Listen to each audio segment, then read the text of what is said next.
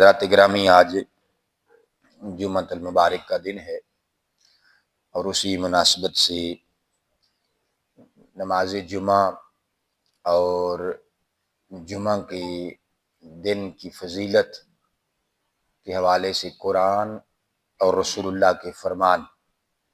آپ کے سامنے پیش کیے جائیں گے۔ اللہ رب ذوالجلال سورۃ الجمعہ کے اندر اعلان فرماتا ہے، اے ایمان والو،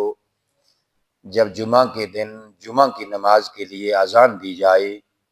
تو فوراً اللہ کے ذکر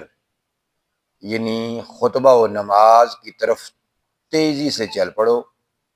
اور خرید و فروخت یعنی کاروبار چھوڑ دو، یہ تمہارے حق میں بہتر ہے اگر تم علم رکھتے ہو۔ پھر جب نماز ادا کر چکو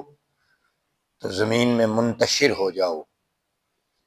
اور پھر اللہ کا فضل یعنی رزق تلاش کرنے لگو اور اللہ کو کثرت سے یاد کیا کرو تاکہ تم کامیاب ہو جاؤ۔ ایمان والوں سے پروردگار مخاطب ہے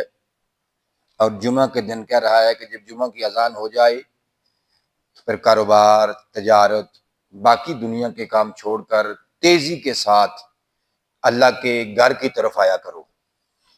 اور پھر نماز ادا کرنے کے بعد اور کاروبار چھوڑ دو، یہ تمہارے حق میں بہتر ہے اگر تم جانتے ہو تو۔ اور پھر فرمایا جب نماز ادا کر چکو تو پھر کیا ہوگا؟ پھر یہ ہے کہ پھر زمین پر پھیل جاؤ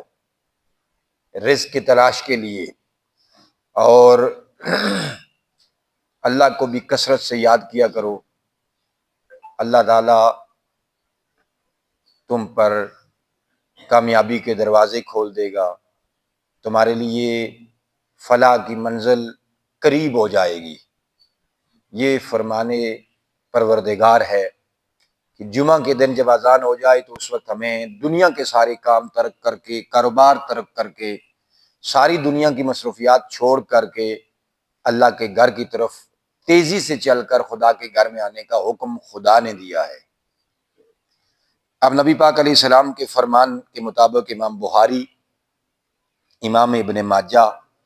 اور امام احمد بن حنبل نے حضرت سلمان فارسی سے حدیث نقل کی ہے۔ آقا علیہ الصلوۃ والسلام نے فرمایا، جمعہ کے روز جو آدمی غسل کرے اور حسب استطاعت طہارت کرے، تیل لگائے اور خوشبو لگائے، پھر اپنے گھر سے نماز جمعہ کے لیے نکلے، صفوں کے درمیان پرسکون بیٹھ جائے،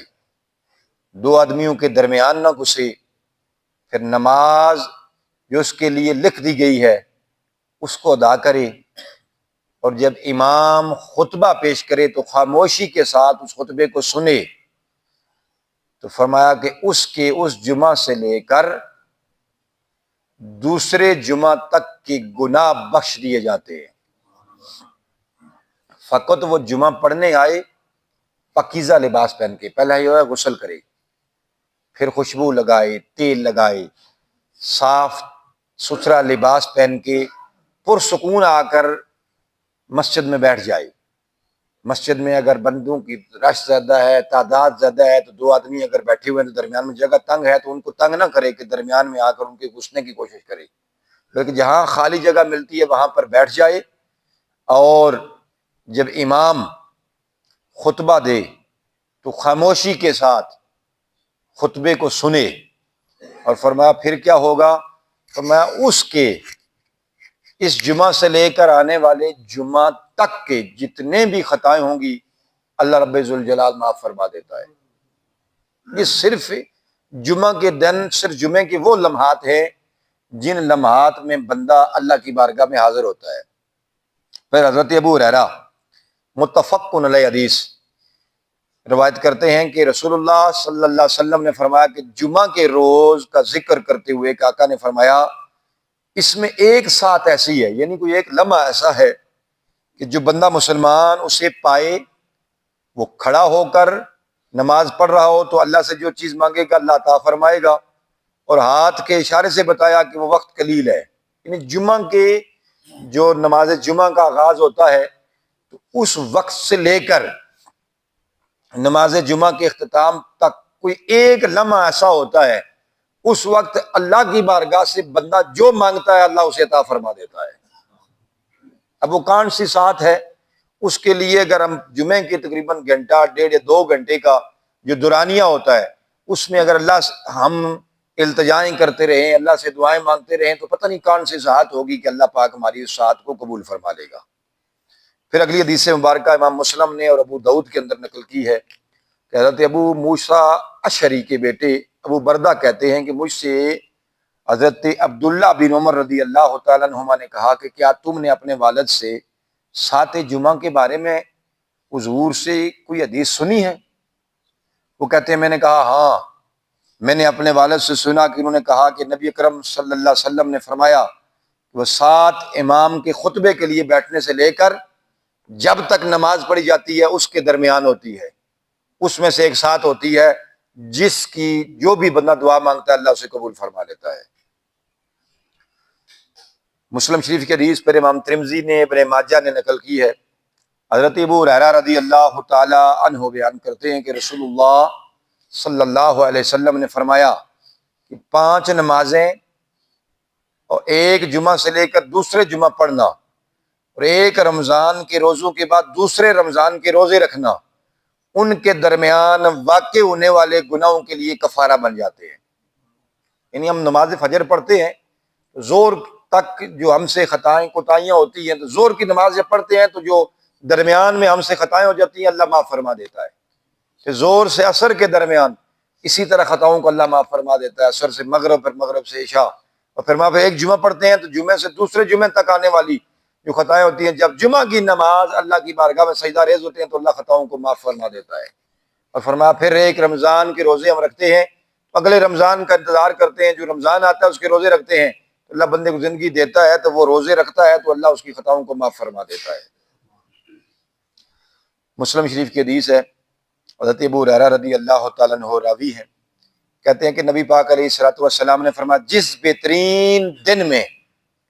سورج طلوع ہوتا ہے جمعہ کا دن ہے، اور جس دن میں حضرت آدم علیہ السلام پیدا کیے گئے